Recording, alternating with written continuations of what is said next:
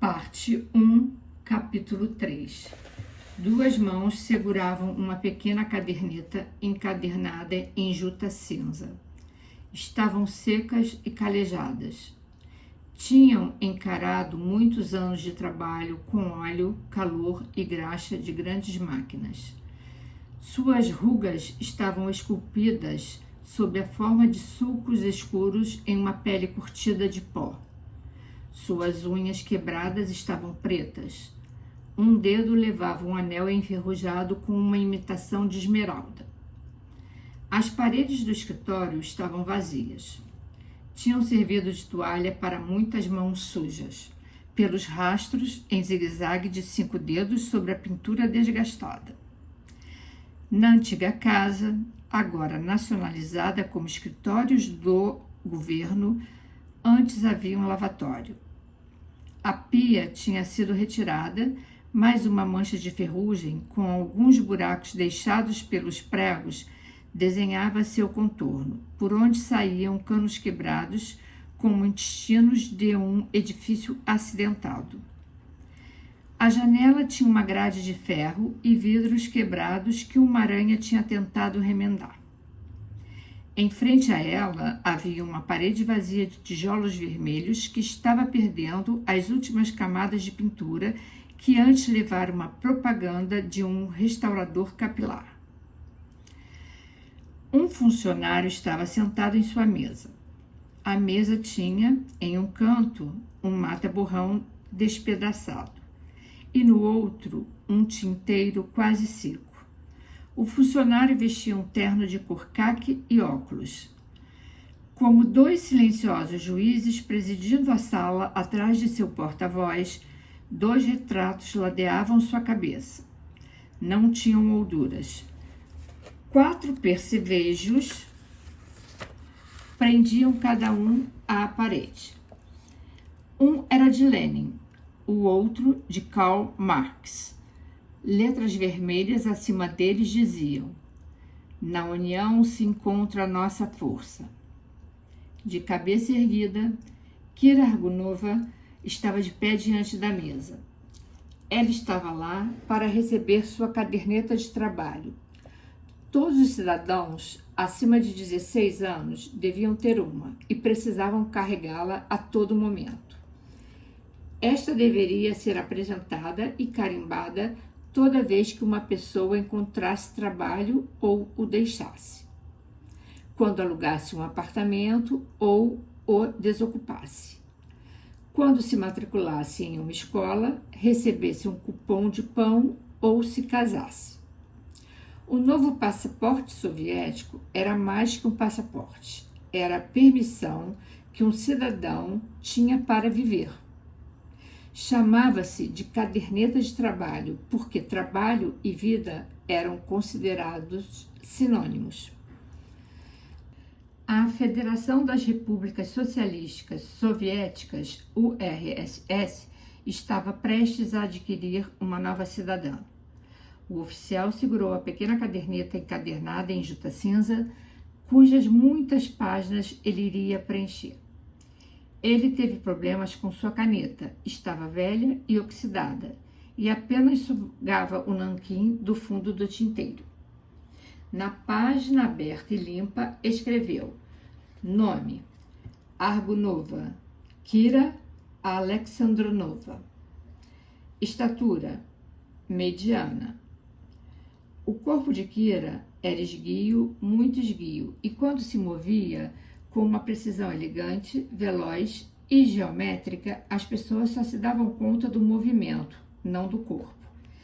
Independentemente do vestido que usasse, a presença oculta de seu corpo a fazia parecer nua. As pessoas se perguntavam por que tinham essa impressão. Parecia que as palavras que ela dizia eram governadas pela vontade de seu corpo e que seus movimentos precisos pareciam o reflexo inconsciente de uma alma que dançava e ria, de modo que seu espírito parecia físico e seu corpo espiritual. O funcionário escreveu: olhos, cinza. Os olhos de Kira eram cinza escuro, o cinza das nuvens de tempestade, atrás das quais o sol poderia aparecer a qualquer momento. Olhavam de forma tranquila e direta, com algo que as pessoas chamavam de arrogância, mas que não passava de uma calma profunda e confiante, que parecia dizer aos homens que ela enxergava com muita clareza e que não dependia de nenhum dos seus binóculos favoritos para observar a vida. Boca normal. A boca de Kira era fina e extensa. Quando se calava, era fria, indômita, e os homens pensavam em uma valquíria com sua lança e seu elmo alado, em meio à batalha. Mas um leve movimento produzia um vinho nos cantos de seus lábios, e os homens pensavam em um diabinho sentado em um cogumelo, rindo da cara das margaridas. Cabelo castanho. O cabelo de Kira era curto, jogado para trás da testa, raios de luz perdidos em um emaranhado confuso. O cabelo de uma mulher selvagem, primitiva, sobre um rosto que havia escapado do cavalete de um apressado artista moderno. Um rosto de contornos retos e nítidos, furiosamente traçados para insinuarem uma promessa não cumprida. Sinais particulares, nenhum. O funcionário soviético arrancou um fio da pena, enrolou-o entre os dedos e o limpou em suas calças.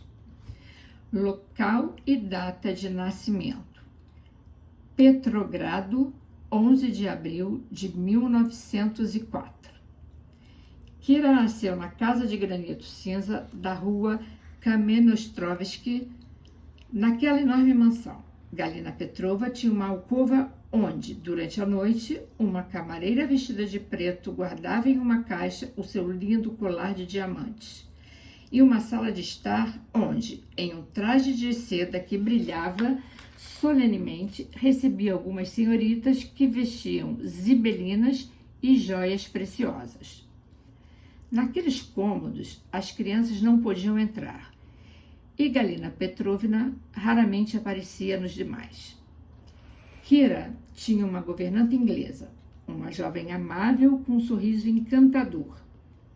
Gostava dela, mas normalmente preferia ficar sozinha, e a deixavam sozinha. Quando se negou a brincar com o primo aleijado que a piedade familiar tinha transformado em um ídolo, nunca mais lhe pediram que brincasse com ele.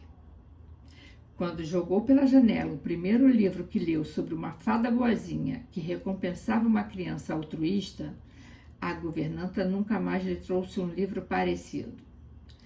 Quando a levaram à igreja e Kira escapou na metade da missa e se perdeu pelas ruas, tendo que ser levada de volta para sua família e sua casa, desesperada, por uma carruagem da polícia, nunca mais a levaram à igreja.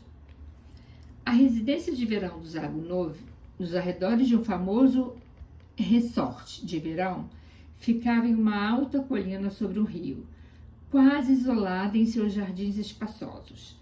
A casa, de costas para o rio, mirava as terras onde a colina descendia graciosamente em direção a um jardim de trevos traçados à régua, arbustos podados em forma de arcos e fontes de mármores feitos por artistas famosos. O outro lado da colina pairava sobre o rio como uma massa de rocha e terra derramada por um vulcão, e congelada em sua dança caótica. Remando o rio abaixo, esperava-se que algum dinossauro pusesse a cabeça para fora das cavernas sombrias, cobertas por samambaias selvagens, entre árvores que se elevavam até o céu, enquanto suas raízes, com enormes aranhas, agarravam-se às rochas. Durante muitos verões, enquanto seus pais visitavam Nice, Biarritz ou Viena, Kira ficou sozinha, passando seus dias na liberdade silvestre da colina rochosa. Sozinha, soberana, absoluta, em uma saia azul rasgada e uma blusa branca que nunca tinha mangas. A areia áspera cortava seus pés descalços. Saltava de pedra em pedra, agarrando-se em um galho, lançando seu corpo ao espaço, e sua saia azul se abria como um paraquedas. Com 3 troncos tinha construído uma balsa e, apoiada em uma longa vara, navegava pelo rio. Havia muitas rochas perigosas e redemoinhos terríveis no caminho. Com seus pés descalços, sob as madeiras frágeis da balsa, sentia a corrente do rio. Kira seguia com o corpo tenso que se opunha ao vento, enquanto sua saia azul batia como uma vela em suas pernas. Galhos inclinados sobre o rio tocavam o seu rosto. Ela passava por eles, deixando alguns fios de cabelos presos entre as folhas, enquanto as árvores deixavam frutas silvestres presas em seus cabelos.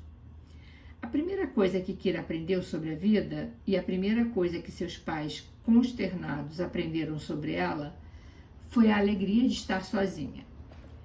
Nasceu em 1904, certo? Disse o funcionário soviético. Então, você tem, vejamos, 18 anos? Você tem sorte, camarada. Você é jovem e tem muitos anos para dedicar à causa dos trabalhadores.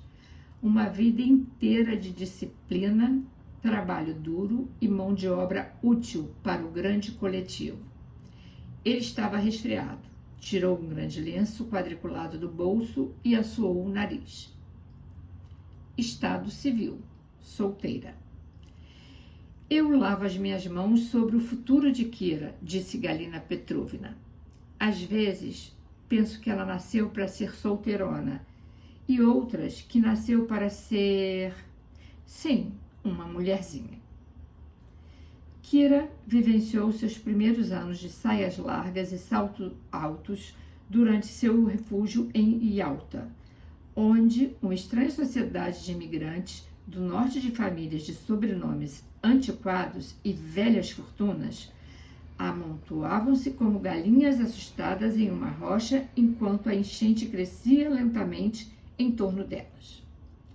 Jovens impecavelmente penteados e de unhas feitas notavam a jovem esbelta que andava pela rua a passos largos, agitando um galho como um chicote, seu corpo vibrando ao vento sob um vestido curto que nada escondia. Galina Petrovna sorria com aprovação quando os jovens ligavam para sua casa. Mas Kira tinha sobrancelhas estranhas. Podia levantá-las e sorrir com elas de forma tão fria e brincalhona, sem mover os lábios, de modo que os poemas de amor e as intenções daqueles jovens morriam antes de nascer. E Galina Petrovna logo parou de se perguntar por que os jovens tinham deixado de notar sua filha. Pelas noites, Lídia, avidamente ruborizada, novelatas românticas, delicadas e pecaminosas, que escondia de Galina Petrovna. Kira começou a ler um desses livros. Ela adormeceu e não o terminou. Nunca começou outro. Kira não via diferença entre as ervas daninhas e as flores. Bocejava quando Lídia suspirava frente à beleza de um entardecer sobre as colinas solitárias, mas podia ficar 1 hora observando a silhueta negra de um soldado jovem e alto, recortada pela chama viva de um flamejante poço petrolífero que ele fora destinado a vigiar. Uma tarde, enquanto passeavam pela rua, Kira parou de repente e apontou para um estranho ângulo que uma parede branca formava com seus telhados danificados, brilhando em um céu negro pelo reflexo de uma lanterna antiga, janela com barras como as de um calabouço. E ela murmurou: "Que bonito! O que tem de bonito nisso?" perguntou Lídia. "É tão estranho, promissor, como se algo pudesse acontecer ali." "Acontecer com quem?" "Comigo." Lídia raramente questionava as emoções de Kira. Não eram sentimentos para ela, mas unicamente os sentimentos de Kira.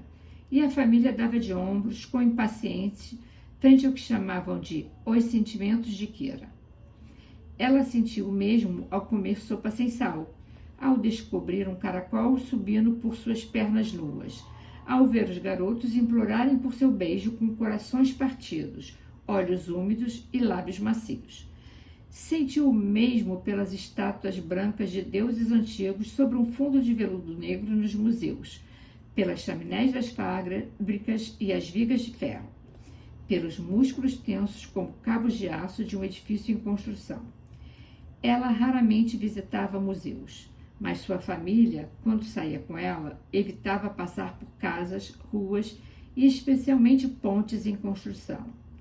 Era certo que Kira pararia para observar por horas os tijolos vermelhos, as tábuas de carvalho e as peças de ferro que, por vontade do homem, mesclavam-se e se sobrepunham. Nos domingos, nunca conseguiam fazê-la entrar em parques públicos. Metia os dedos nos ouvidos ao ouvir um coral cantar cânticos populares.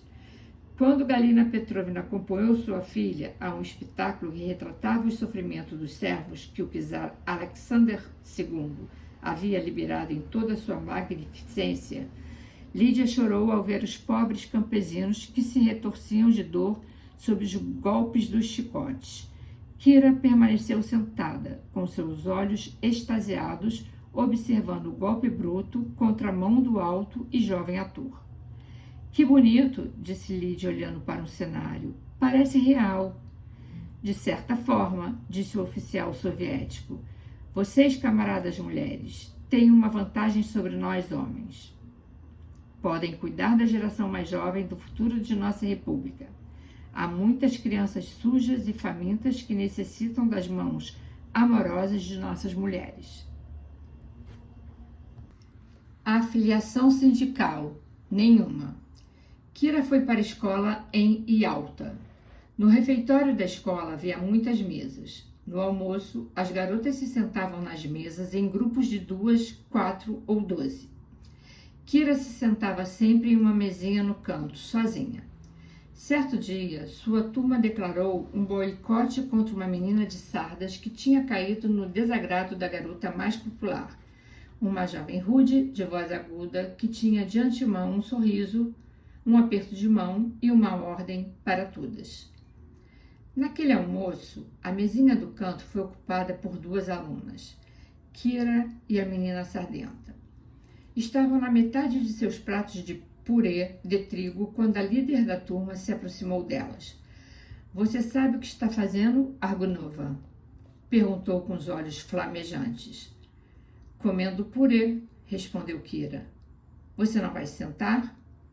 Você sabe o que essa garota fez? Não faço a menor ideia. Não? Então por que está fazendo isso por ela? Você está equivocada. Eu não estou fazendo isso por ela, mas sim contra as outras 28 garotas. Você acha bonito ir contra a maioria? Creio que, quando houver dúvida sobre a verdade de uma questão, é mais seguro e de mais bom gosto escolher o adversário de menor número. Pode me passar o sal, por favor? Aos 13 anos, Lídia se apaixonou por um tenor de ópera. Tinha uma foto dela em sua penteadeira e, junto a ela, uma única rosa vermelha em um copo de cristal fino. Aos 15 anos, apaixonou-se por São Francisco de Assis, que falava com pássaros e ajudava os pobres, e sonhava em ingressar em um convento. Kira nunca tinha se apaixonado. O único herói que tinha conhecido era um viking, cuja história tinha lido na infância. Um viking cujos olhos nunca olhavam para além da ponta de sua espada. Um viking que passava pela vida rompendo barreiras e colhendo vitórias, que caminhava entre as ruínas enquanto o sol formava uma coroa sobre sua cabeça. Não obstante, ele seguia andando, leve e ereto, sem consciência de seu peso. Um viking que ria dos reis e dos sacerdotes, que olhava para o céu apenas quando se inclinava para beber em um riacho, e ali, fazendo sombra ao céu, via refletida sua própria imagem. Um viking que só vivia para a alegria e a glória maravilhosa do Deus que ele próprio era. Kira não se lembrava dos livros que tinha lido antes desta lenda. e não queria se lembrar dos que tinha lido depois, mas nunca se esqueceu do final, quando o Viking estava de pé em uma torre sobre as muralhas de uma cidade que tinha conquistado, sorria como os homens sorriem quando olham para o céu. Mas quando olhava para baixo, seu braço direito formava uma linha reta com sua espada baixada, seu braço esquerdo, rígido como a própria espada, levantava uma taça de vinho em direção ao céu. Os primeiros raios do sol nascente, ainda oculto pela terra, banharam a taça de cristal que reluzia como uma tocha branca iluminando os rostos abaixo. Há uma vida, disse o Viking, que seja uma razão em si mesma. Então, você não é filiada a nenhum sindicato, cidadão? Disse o funcionário soviético. Muito ruim, muito ruim. Os sindicatos são as vigas de aço do nosso grande edifício estatal. Como disse um de nossos grandes líderes. O que é um cidadão? Apenas um tijolo sem nenhuma utilidade, a menos que cimentado com outros tijolos como ele. Ocupação.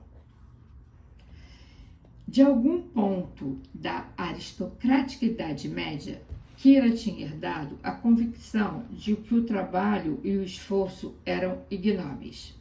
Tinha passado pela escola com as notas mais altas, mas os cadernos mais desastrosos. Pôs fogo em seus exercícios de piano e nunca costurou suas meias. Subia nos pedestais das estátuas nos parques para beijar os lábios frios dos deuses gregos, mas adormecia nos concertos sinfônicos. Quando havia convidados em casa, escapava pela janela e não sabia cozinhar uma batata. Nunca ia à igreja e raramente lia um jornal. Mas tinha escolhido para o seu futuro o trabalho mais duro e o esforço mais exigente. Seria engenheira.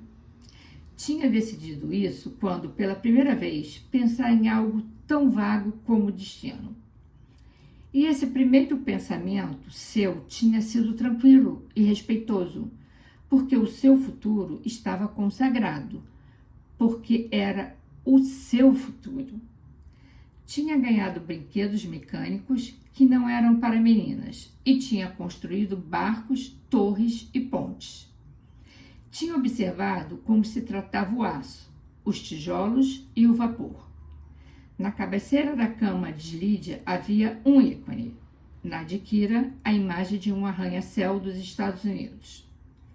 Apesar do riso incrédulo daqueles que a ouviam, ela falava das casas de vidro e aço que iria construir, de uma ponte de alumínio branco sobre um rio azul.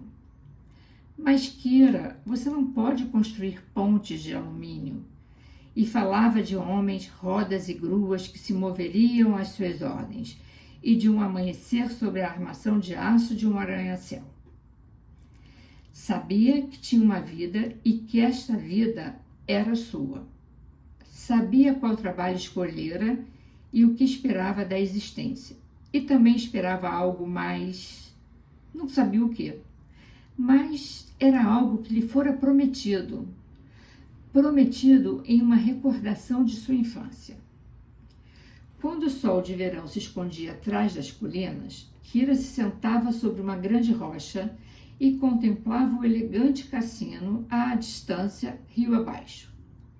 O alto pináculo do auditório penetrava o céu vermelho e esbeltas figuras femininas se moviam sobre o marco alaranjado das portas iluminadas. Uma orquestra tocava no auditório. Tocava melodias alegres e divertidas de comédias musicais. Jogava o luxo dos letreiros elétricos, do tilintar de copos, das limusines resplandecentes, das noites das capitais da Europa no escuro céu noturno, sobre um rio silencioso e junto a uma colina rochosa coberta de árvores pré-históricas. As alegres melodias dos cassinos e dos terraços, cantadas em toda a Europa por garotas de olhos vivazes e quadris sinuosos, tinham para Kira uma importância que não tinham para mais ninguém. Dava-lhe a impressão da alegria de viver, uma alegria tão profunda e leve como os pés de uma bailarina. E como adorava a alegria, Kira quase nunca ria e não ia ao cinema assistir a comédias. E como se rebelava profundamente contra o sério, o trágico e o solene, Kira venerava essas canções de alegria desafiante. Eles vinham de um estranho mundo em que os adultos se moviam entre luzes de cores e mesas brancas, em que havia tantas coisas que ela não conseguia entender, mas que estavam aguardando por ela. Vinham do seu futuro. Kira tinha escolhido como sua uma canção de uma antiga opereta que se chamava A Canção da Taça Quebrada. Uma cantora famosa de Viena a havia popularizado. No cenário aparecia um balaústre com vista para as luzes brilhantes de uma grande cidade. Alinhadas sobre ele estava uma série de taças de cristal. A linda mulher seguia cantando e, quase sem tocá-las, chutava-as uma a uma, e as taças voavam em pedaços, vibrando e rasgando as finas meias das pernas mais lindas da Europa. A música tinha breves batidas incisivas e depois as ondas de notas rápidas e agudas estalavam como o tilintar de vidro quebrado. Tinha algumas notas graves, como se as cordas dos violinos tremessem, vacilando, mais intensas e seguras, como se marcassem o passo antes de romperem em uma explosão de riso. O vento soprava os cabelos de Kira em seus olhos e formava uma corrente de ar frio em seus dedos dos pés descalços pendurados na beira do penhasco. No entardecer, parecia que o céu, enquanto escurecia, ia se elevando cada vez mais e logo caía sobre o rio a primeira estrela. Uma pequena garota solitária, em uma rocha escorregadia, escutava seu próprio canto e sorria frente ao que este lhe prometia. Essa foi a entrada de Kira na vida. Alguns entram abaixo das abóbadas cinzas de um templo, com a cabeça inclinada por um temor reverente, enquanto ardem em seu coração e em seus olhos velas de oferenda. Outros, com o coração ferido, uma pele fria que implora chorando pelo calor do rebanho. Kira Argunova entrava nela com a espada de um viking que lhe indicava o caminho e a melodia de uma opereta como marcha de combate. O funcionário soviético secou com raiva sua pena com seu lenço, porque tinha feito um borrão na última página. O trabalho, camarada, disse ele, é o ideal supremo de nossas vidas. Quem não trabalha não deve comer. A caderneta estava preenchida. O funcionário carimbou a última página. No carimbo figuravam uma foice e um martelo cruzados sobre um globo terrestre. Aqui está sua caderneta de trabalho, cidadã Argunova, disse o oficial soviético.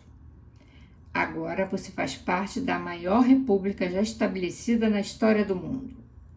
Que a Irmandade dos Trabalhadores e Campesinos seja sempre o objetivo de sua vida, já que é o objetivo de todos os cidadãos vermelhos. Ele lhe entregou a caderneta. Na parte superior da capa estava impresso o lema: Proletários do mundo, univos. Abaixo dele estava escrito o nome: Kira Argunova.